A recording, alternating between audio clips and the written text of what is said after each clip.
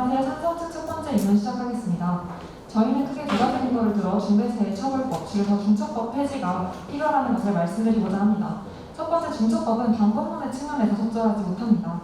근로자의 안전과 보건은 이념을 떠난 궁극적인 가치입니다. 산업재해는 중처법에서 전제하고 있는 바와 같이 사업주 측의 주요 의무 소홀로만 발생하지 않습니다.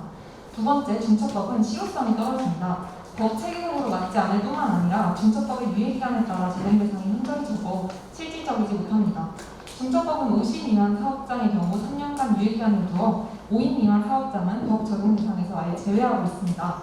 하지만 실제로 사망사고의 81%가 50인 미만 사업장에서 발생하는 데다 5인 미만 사업장에서 사고 발생 확률이 무려 35.4%로 나타났습니다.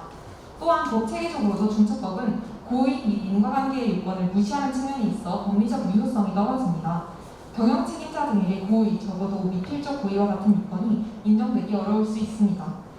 그럼에도 중처법은 일괄적으로 경영 책임자에게 안전 및 보건 조치 의무를 부과하고 위반 시 형사처벌을 가할 수 있는 개연적 인과관계 추정 조항이 있어 고의 및 인과관계의 요건에 반할 소지가 있습니다. 또한 그 첫 번째 말씀드렸던 방법론의 측면을 더 덧붙이자면 근로자의 안전과 보건을 추구하는 데 뜻을 같이 했다는 점에서 종전의 산업안전보건법과 함께 중처법을 환영할 만하나 문제는 방법에 있다고 다시 말씀드리고 싶습니다. 이상입니다. 네, 그럼 이어서 반대 측 입론하도록 하겠습니다. 네, 반대 입론을 시작하도록 하겠습니다. 첫째, 중대재해처벌법의 입법 목적은 그 존재만으로 노동환경의 개선을 유도할 수 있다는 정당성을 지닙니다. 형식적인 관리자들을 처벌받자 정작 노동 현장의 위험성을 개선할 실질적 권한을 가진 경영진에게는 아무런 불이익이 존재하지 않으니 위험을 방지하고자 노력할 요인이 존재하지 않고 결국 안전보건에 관한 노력을 게을리하여 산업재해가 줄어들지 않게 되는 것입니다. 그렇기 때문에 근본적인 노동 현장의 위험성을 개선하기 위해서 가장 중요한 것은 산업 안전사고의 책임자가 경영자라는 인식을 명확하게 하는 것입니다. 중대재해법의 입법 취지는 바로 여기에 있습니다. 즉 중대재해처벌법은 기존의 산업재해를 바라보던 관점으로는 핵심적인 첫걸음입니다. 둘째, 실제로 중대재해법은 산업 현장에서 효과를 발휘하고 있습니다. 중대재해처벌법의 예방 효과는 이미 곳곳에서 확인되고 있습니다. 일례로 우리나라 산업재해 최다 발생업계인 건설업계의 경우 중대재해처벌법 시행에 대비하고자 대형 건설사 대부분이 안전관리보건 조직을 확대 개편하고 현장 제도와 관행 개선에 나서는 등 안전사고 예방에 적극적인 움직임을 보였습니다. 이 같은 노력에 힘입어 2021년 고용노동부는 국내 산재 사망사고가 전년 대비 100명가량 감소한 것으로 집계했습니다. 안전보건에 관련된 법의 입법 취지는 첫째로 안전 의무에 관한 책임 소재를 명확하게 하는 것, 둘째로 그리하여 산업재해를 예방하는 것입니다. 처벌보다 예방이 중요한데 이것은 사건이 벌어진 뒤 문풀이를 해봐야 소용이 없기 때문입니다. 즉 안전과 관련된 법률에 있어 저희가 더 중점을 두고 살펴봐야 할 점은 입법 목적의 정당성과 실질적인 효과라는 말씀 드리고 싶습니다. 이상으로 입론 마치도록 하겠습니다. 책임에 대해서 말씀해 주셨는데요. 경영자를 일괄적으로 책임자로 설정하는 문제를 지니고 있다고 말씀해 주셨는데 저희는 이것에 대해서 실제 법에서 규정을 하고 있는 선량한 관리자의 주의를 아시는지에 대해서 물어보고 싶습니다. 한번 설명해 주시겠습니까? 네, 이것은 책임 의무를 관리의 의무를 다했고 그리고 직접적으로 현장에 크게 관여하였다는 소지가 없는 경우 근로자의 태도 문제나 하청문의 잘못인 경우 경영자를 처벌하지 않는다는 규정인데요. 그렇기 때문에 이것은 책임자가 아님에도 불구하고 책임자가 아님에도 불구하고 처벌을 받게 되는 경우는 없다는 점을 말씀드리고 싶은데요. 이에 대해서 어떻게 생각하십니까? 그 경영 책임자의 책임이라고 하는 것이 노동자의 상황에 있는 것이 아니라 저희는 그 노동자의 상황의 원인이 되는 안전관리 미비에 있다고 생각하는데 인정하십니까? 네, 네, 그렇다고 하면은 그 경영의 책임자라고 하는 사람은 그 노동자의 사망 사고에 대해서 고의가 아니라 과실이 있다고 생각할 수 있는데 맞죠? 네, 맞습니다. 네, 그러면은 이 법률이라고 하는 것이 지금 경영 책임자에게 책임을 부과하는 게 고의가 아닌 과실을 갖고 있는 책임자에게 형사처벌을 감행하는 건데 그거에 대해서 인정하시는 거죠? 그건 인정하지 않습니다. 왜냐하면 산업안전보건법의 경우에 과실치사상을 적용하고 있으나 중대재해처벌법을 지정한 게 이제 과실범이 아닌 고의범으로 설정하기 위한 것이기 때문에 저희는 과실범이 아닌 이제 안전의무 위반한 CEO는 고의범이라고 생각을 하는 바입니다. 그러면 이제 세월호 사건 벌금이 1,000만 원이 나왔는데 이런 경우에는 이제 법인의 처벌을 할 수 있는 산업법에는 충분한 근거가 없습니다. 그럼 이거에 대한 산업법에 대안이 있으신지 여쭤보고 싶습니다. 그런 부분에 대한 어떤 충분한 제도적 구비가 안 돼 있는 것에 대해서는 저도 일부 인정을 합니다만, 그 부분에 대해서 완전히 새로운 중처법이라는 것을 개설하는 것이 아니라 산업법에 대해서 어느 정도의 보완과 수정을 통해서도 그 부분에 대한 해결은 가능하다고 생각을 합니다. 첨언하자면 그 고의에 대한 그런 법안을 얘기해 주셨는데, 지금 세계적으로 중처법은 고의 및 인과관계의 요건을 무시하는 측면이 있다고 생각하는데 혹시 인정하십니까? 그 중처법이 법 체계상 문제가 있다고 저희는 보는데 혹시 그것에 대해서는 인정하십니까? 네, 저희 조사를 통해서 몇 가지 위헌의 소지가 있다는 의견에 대해서는 인지하고 있습니다. 그렇지만 그것에 대해서 저희는 충분히 보완 입법이나 개정을 통해서 해결할 수 있는 문제이고, 그리고 실제로 해석적 측면으로 봤을 때 아까 말씀드렸던 듯이 선량한 관리자이거나 아니면 실제로 과실범인 경우에는 처벌하지 않는 규정이 있는 듯 전체적인 법적인 측면을 보았을 때 크게 문제가 되지 않는다고 판단하고 있습니다. 이 법이 시행된 지 얼마 되지 않았기 때문에 충분한 판례나 쌓이지 않았고, 그렇기 때문에 이것이 확실히 문제가 될 것이다라고 말하는 것은 실현되지 않은 부분이기 때문에 확실하게 말하기 어렵다고 생각합니다. 그 산업안전법을 개정하는 것으로 충분히 해결할 수 있다고 하셨는데, 산업안전법의 위반 재발률이 97%라는 점 알고 계십니까? 네, 알고 있습니다. 그리고 추가적으로 그 창업 측에서 계속해서 산업법의 개정이나 강화를 통해서 중대재해처벌법이 필요 없다고 하시는데, 그렇게 같은 논리로 따지면 중대재해처벌법도 개정을 통해서 이제 강화를 할 수 있다는 논리로 또 이렇게 옮겨갈 수 있기 때문에 저희 측은 산업법을 강화하고 개정을 할 수 있다는 의견을 동의합니다. 중처법의 효과로 아까 지금 한국 측에서 건설업에서 사망자가 대폭 감소했다고 말씀하셨는데, 제조업에서는 반면 사망자가 증가했다고 알고 있는데, 그래서 저희가 더 조사해본 결과 중처법의 직결적인 효과라기보다는 그 당시 동시에 건설, 산업 현장의 산업안전보건 감독관의 많은 비중의 수가 건설업에 투입되었다고 알고 있습니다. 그것이 이제 작년에 비해 75.8% 증가했는데요. 따라서 그 결과 올해 1분기에 산업재해로 사망한 사람이 감소하는 것은 어떻게 보면은 이제 이 통계만으로는 중대재해처벌법 효과를 판단할 수 없다라고 지적하고 싶습니다. 결국에는 그 몫이 근로감독관과 함께 경찰이 집행을 하게 되는데, 단순히 근로감독관에 대한 어떤 전문 역량을 늘리지도 않고, 또 아니면 합법적인 충분한 인프라가 구축되지 않은 채 단순히 바로 법만 시행을 시켜서 법을 꾸준하게 밀고 나가는 것은 현실성으로 무리가 있고, 그 유효성, 그러니까 실효성에 대해서도 의문이 있지 않나 생각합니다. 모든 사회적 제도적 정책 근간에는 근거 법령이 필요하고, 그래서 이 중처법이 그 근거 법령이 돼가지고 그 앞으로의 인프라나 그런 확충 같은 문제를 해결할 수 있다고 생각합니다. 그리고 찬성 측은 그 중처법에 산업재해에서만 얘기를 하시는데, 혹시에 이제 가습기 살균 사건이나 삼성 반도체 백혈병 사건이 있는데, 이제 그런 거 같은 경우에는 이 중처법이 없는 때는 명확하게 법인에 대해서 책임을 물을 수 없었습니다. 근데 중처법이 이제 도입이 난 다음에 이제 책임이 명확하게 묻게 됐는데, 이에 대해서는 중처법이 도입된 이후에 시민재해 사건에 대해서 구체적으로 그 처벌이 이루어졌거나 또는 법률적인 검토가 이루어져서 어떤 법의 유효성, 효과, 그러니까 판결이라고 하는 것이 나타난 사례가 있나요? 지금 현재 시행하기 올해 1월부터 시행이 됐기 때문에 현재 그런 구체적인 사례는 없지만, 이제 시민재해라는 것 자체가 이제 불특정 다수의 범위가 큰 이제 사안이 중요한 경우가 많기 때문에 이제 그런 거를 해결하기 위해서 지금 시민재해법을 넣어놨습니다. 그거에 대해서 좀 더 답변을 드리면, 그 중처법이 2월부터 1월 29일부터 도입이 됐죠. 그러고 나서 지금이 6월이니까 대략 한 4개월 정도 어느 정도 지났다고 생각을 할 수 있고, 그 사이에 아까 그 발제에서도 봤지만 굉장히 많은 사건들이 일어났었습니다. 근데 그 부분에 대해서 저희가 알아본 바로는 일단 중처법으로서 입건된 사건만 존재하고, 구체적으로 어떤 피의자가 구속된 경우조차 없고, 판례로 그러니까 구속 기소가 일어난 사례 자체가 아예 존재하지 않습니다. 그럼 그 부분에 대해서 과연 이 단순히 중처법이라고 하는 것이 시민재해를 도입했다고 해서 우리가 시민재해에 대해서 이전과는 다르게 완벽하게 통제할 수 있다, 이렇게 단언할 수 있습니까? 피해 사례가 발생하지 않았다 해서 이 법안이 필요 없다는 의견, 제가 찾아본 게 5월에 딱 한 번 있는데, 이제 골프장 익산 여성이 이제 시민재해 사건에 이제 적용을 받을 수 있다고 했는데 1월에 입법이 됐고, 그 이후에 그 법을 적용할 만한 커다란 사건이 없었기 때문에 적용이 안 된 거지, 이 시민재해법이 부족해서 적용이 안 된 것은 아닌 거라고 말씀을 드리고 싶습니다.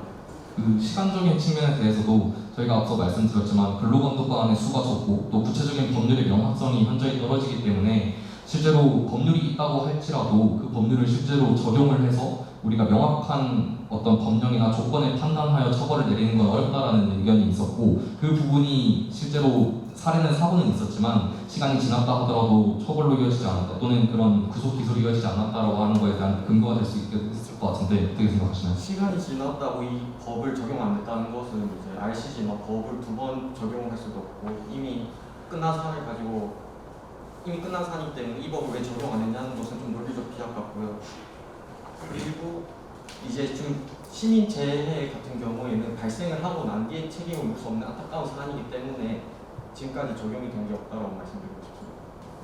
네, 저 그리고 질문 드리고 싶은 게 있는데요. 아까 전에 산업안전보건법 재발률이 97%라는 말씀을 드리고 나서 더 논의가 이어지지 못한 것 같아서 이어서 말씀드리는데 지금 이렇게 재발률도 굉장히 높고 전혀 실효성을 가지고 있지 못해서 결국에는 중대재해처벌법이라는 것을 입법해야 한다는 것에 대해서 국민 동의가 70%가 넘는데 그러한 강력한 찬성 의견까지 불러온 산업안전보건법을 대체 어떻게 개정해서 실효성이 중대재해처벌법보다 더 실효성 있는 법으로 만들겠다는 것인지 그것에 대해서 조금 더 말씀 듣고 싶습니다. 그 산업안전보건법 위반 범죄에 대해서 혹시 법원의 양형 관행을 알고 계십니까? 법원이 지금까지의 그 범죄 판결을 봤을 때는 법정형이나 양형 기준과는 동떨어진 피고인에 대한 원정주의로 일관했다라는 법률 전문가들의 의견이 많습니다. 근데 이런 부분에 대해서는 사실 법이 바뀐다고 처리될 부분이 아니라 이 사안을 바라보는 법원의 시각에 근본적인 변화가 있어야 하고 그 법률적 구조의 변화가 있어야 하지 단순히 중처법이 도입이 돼서 법정형을 상향했다고 하더라도 법원의 양형이 달라질 것이라고 기대하기 어렵습니다. 이거에 대해서 어떻게 생각하시죠? 지금 말씀하신 부분은 중대재해처벌법이 단순히 처벌 심의만 높인 법이라고 말씀을 하고 계신 것 같은데 저희가 인원에서 말씀해드렸듯이 중대재해처벌법의 주된 입법 목적은 형식적인 관리자가 아니라 실질적인 그러니까 노동 현장을 더 안전하게 바꿀 수 있는 사람을 책임자로 지목을 해서 실제로 노동 현장의 개선을 이끌어내는 것이지 실제로 그런 처벌 규정을 그냥 무조건 높여서 너희를 더 강하게 처벌하겠다 이런 것이 목적이 아니라는 점을 말씀드리고 싶고요. 그리고 오히려 그런 법원에서 온전주의적으로 해석한 것은 그러한 관리자가 실질적인 권력을 가지고 있지 않고 그리고 그냥 그 사람들도 일개 노동자일 뿐이기 때문에 지금까지 형벌이 낮게 나왔다고 생각을 합니다. 네, 실질적인 것과 그리고 그런 예방 체계에 있어서의 지금 그 법의 중요성을 계속 지속적으로 얘기해 주시고 있는데요. 근데 저희도 인정은 하지만 중처법이 잘못하면 지금 계속 얘기했던 것처럼 제2의 산업법이 되어 실효성을 잃을 수 있습니다. 그 산업 현장에서 안전 및 보건의 중요성은 아무리 강조해도 지나치지 않은데요. 이를 실현하기 위한 방법이 사업주 등에 대한 처벌을 강화하는 방향으로 경도돼서는 초기의 목적을 달성하기 어렵다고 봅니다. 그보다 더 근본적인 해결책으로 저희는 산업재해 예방체계 정립에 있다고 봅니다. 산업재해 예방에 의무를 다하고 싶어도 관련 법령에 관한 이해 부족과 전문성의 부재로 어려움이 있을 수 있습니다. 따라서 산업 현장에서 사고가 나면 그제서야 특별 감독에 나서기보다는 사전에 주기적인 교육을 실시하고 산업 현장에 대한 안전 지도를 정례화할 수 있는 정책을 통해 현장의 분위기를 바꾸는 것이 설립되어야 한다고 저희는 주장하고 싶습니다. 방금 중처법이 제2의 산업법이 돼서 실효성을 잃을 수도 있다고 말씀하셨는데 근데 찬성 측이 주장하신 게 이제 산업법을 강화하면 이제 중처법을 대체할 수 있다 이건데 갑자기 제2의 산업법으로 실효성을 잃을 수 있다고 하는 건 저희 측에서 좀 이해가 안 되는데 그건 비유적인 표현으로 아까 그 반대 측의 의견께서 이제 산업법에 대한 부적절한 부분을 보완한다라는 취지에서 그렇게 말씀을 해주셔서 저희도 비유적인 표현에서 언급한 것입니다. 그리고 교육의 부재를 언급해 주셨는데 이런 교육 시도청이나 이제 공공기관의 교육을 위해서는 이렇게 근거 법령이 필요하고 그리고 교육의 부재는 오히려 역으로 지금 산업계가 안전 의무에 대해서 관심이 없다는 걸 반증하는 사례일 수도 있습니다. 그렇기 때문에 이 법이 제정됨으로써 공론화가 되고 최근에 이루어지는 기업들의 그 안전 의무에 관한 교육 확충 아니면 시도청의 교육이 확대가 됐다는 것만으로 이 법의 제정이 되는 취지가 충분히 달성됐다고 저는 생각을 합니다.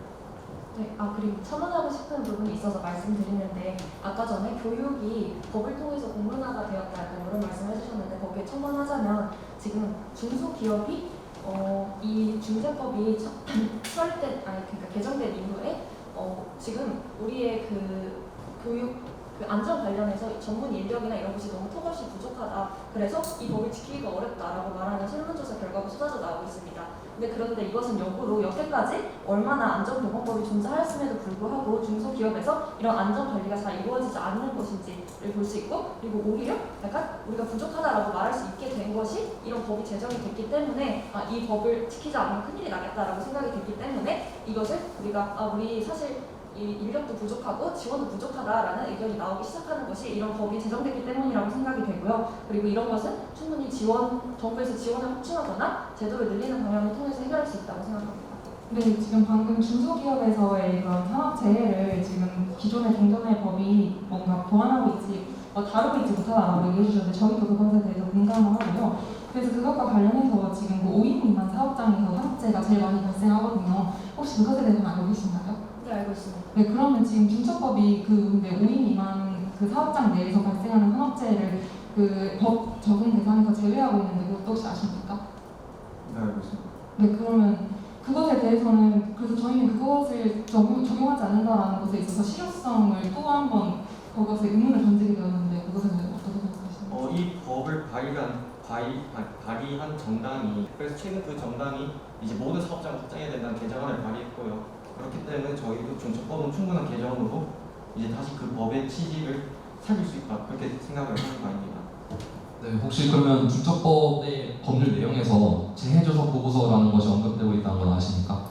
네, 알고 있습니다. 네, 사고가 발생하면 재해조사 보고서를 작성을 하고 근로감독관이 이걸 토대로 판단하게 되어 있는데, 그럼 재해조사 보고서가 공개되지 않아야 된다는 비공개적인 죄악이 지금 법률에 걸려 있는데 이것도 아십니까?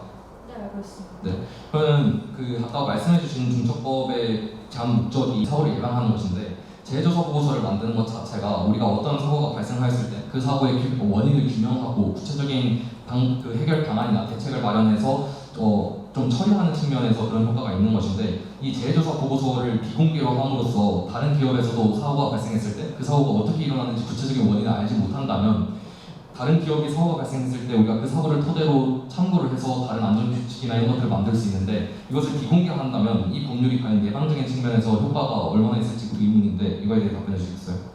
비공개를 한다고 해서 정부가 모르는 것도 아니고, 그리고 비공개를 하는 것은 만약에 산업 경쟁에 불이 났다, 그러면 거기에 대한 이제 기업에 대한 기밀이나 이제 비법이 있을 수 있기 때문에 그런 걸 이제 공개하는 것은 기업의 입장에서 부담되기 때문에 오히려 기업의 부담을 줄여주기 위한 정부의 방안으로 정부가 그 조서를 볼 수 있기 때문에 정부에서 이제 안전관리에서 문제가 되는 부분을 취합을 해서 따로 공포를 하면 충분히 해결될 문제라고 저는 생각합니다.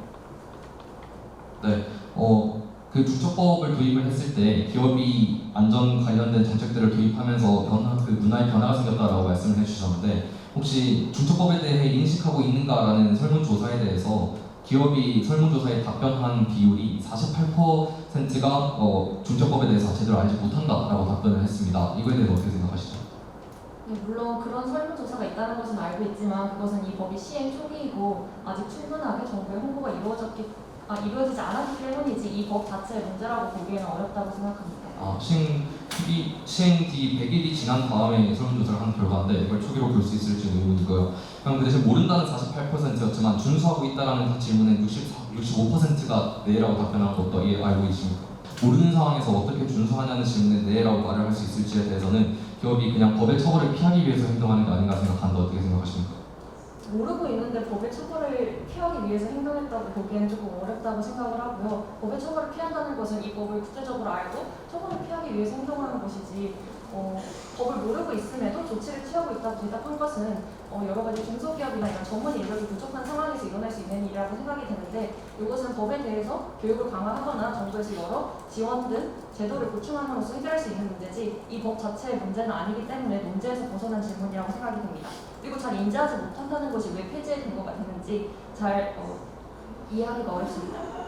그리고 중대재해처벌법은 노동자뿐만 아니라 시민도 보호하는 법이기 때문에, 그리고 이 법으로 인해 이제 공중 이용 시설에 해당하는 일정 규모의 소상공인 가게들, 우리가 일상 속에서 쉽게 접할 수 있는 이제 피해 참사를 예방하기 위한 의무를 지게 하기 때문에 저희는 이 법을 통해서 이제 차수 측이 주장하는 이제 노동자뿐만 아니라 이제 시민도 보호할 수 있다, 그렇게 주장합니다.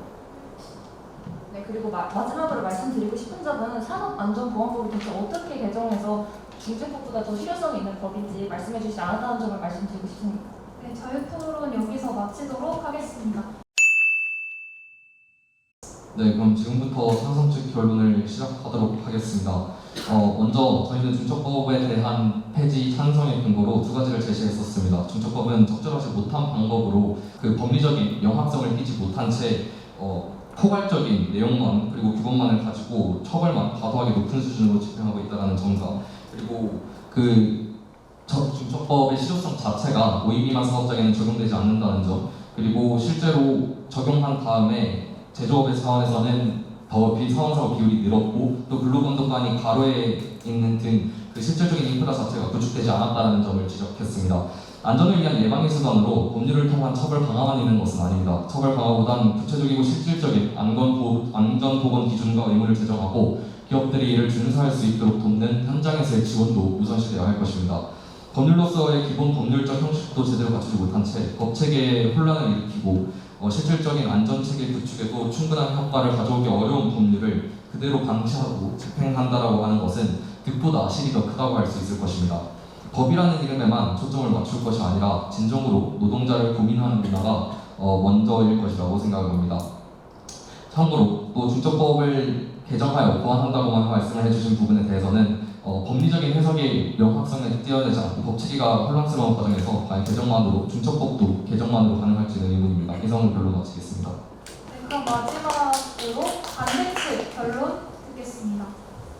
반대측 결론 시작하겠습니다. 상대측은 중대재해처벌법에 중대사업재해만 준비를 하고 약간 중대시비재해에 관한 부분에 준비를 하지 않는 것가 약간 아쉬웠습니다. 그리고 산업법과 중첩법은 확실히 구분되는 법으로서 산업법이 하지 못한 법인 처벌 규정을 중첩법이 하고 있다는 걸 다시 말씀드리고 싶습니다. 그리고 원청이 하청이 한정까지 해야 한다는 규정이 있기 때문에 중소기업의 부담주기와 뿌리 자르기가 불가하다는 걸 말씀드리고 싶습니다. 현대 기업의 특성상 업무상 과실치사죄의 적용이 까다롭습니다. 또한 한 산업안전보건법 판결에 의한 법인의 평균 벌금은 대략 448만 원입니다. 이렇게 계속해서 법인이 손방망이 처벌과 직접 행위자 개인과 비슷한 수준의 벌금을 적용받게 되는 경우 기업은 벌금 및 사고처리 비용과 이익 사이 손익계산을 따지게 될 것입니다. 그렇게 되면 사람의 생명값과 기업의 이윤을 비교하는 제2의 제3의 포드핀토 사건이 발생할 수 있습니다. 노동자와 시민의 안전을 위한 기업의 예방적 실천과 정부의 전폭적 지원을 위해서는 중첩법이라는 법적 토대가 필요합니다. 따라서 중대재해처벌법을 통해 안전의무에 관한 법인과 경영자의 책임 소재를 명확하게 하고 산업재해와 시민재해 사전관리를 실현해야 된다고 다시 한번 주장하는 겁니다. 그리고 법 없이는 예방 조치의 유인이 없다는 것도 다시 한번 말씀드리고 싶습니다. 이상으로 반대측 결론 마치겠습니다.